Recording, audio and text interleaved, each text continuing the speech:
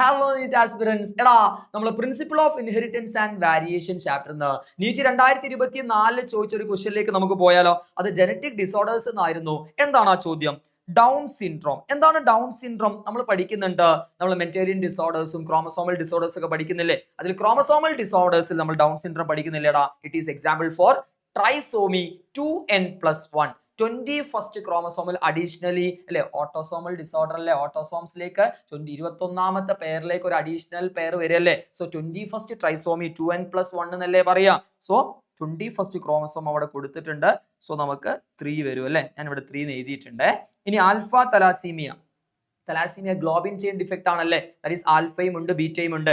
Alpha ആണെങ്കിൽ 16ാമത്തെ ക്രോമസോമിലും beta ആണെങ്കിൽ 11ാമത്തെ ക്രോമസോമിലുമാണ്.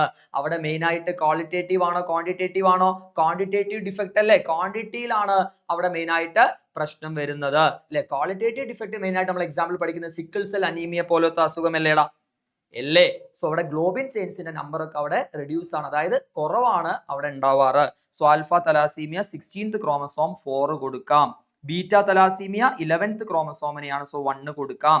എന്താ ക്ലിൻഫിൽട്ടർ സിൻഡ്രോം? XXY അല്ലെ. XYയിലേക്ക് അഡീഷണൽ ഒരു X വരുന്നതല്ലേ.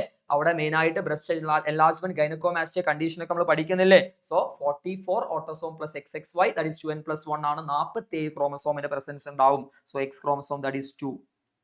3412 എന്ന് പറഞ്ഞ ഓപ്ഷൻ ഉണ്ടോ?